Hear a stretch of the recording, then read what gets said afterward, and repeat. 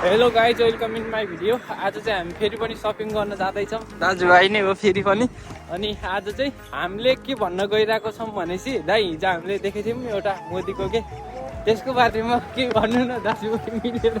हिजो हामी काम गर्दा गर्दै हाम्रो सामानहरू बाक्समा राख्नु पर्छ। त्यही बाक्समा एउटा पेपर थियो, जुन बाक्स अलिक फोहोर थियो, त्यही भएर पेपर राखेको थियो। त्यसमा मैले हेर्दा नि अलिकति अचम्म लाग्यो। छिमेकी राष्ट्र भारतको प्रधानमन्त्री नरेन्द्र मोदीको तस्बिर हेर्दा अनि इन्डियाको बारेमा, विकासको बारेमा लेखेको थियो। मलाई एकदम राम्रो लाग्यो। यस्तो नेपाल कहिलेसम्म नेपाल यस्तो तस्बिरमा आउँछ भने नेपाल कहिले विकास हुन्छ छिटो छिटो त्यस्तै देख्न पाइयोस् भन्ने आशा छ। अनि हामीले चाहिँ के कुरा गरेको थियौँ भन्दाखेरि अहिले चाहिँ हाम्रो चान्स छ क्या। अब भोट कसलाई हाल्ने, अब राम्रोलाई छान्न पर्यो क्या होइन। त्यो एउटा मौका चाहिँ नयाँलाई दियो भने चाहिँ त्यस्तो हामीले पनि देख्न पाउँछौँ कि भन्ने चाहिँ हाम्रो धारणा छ होइन दाइ।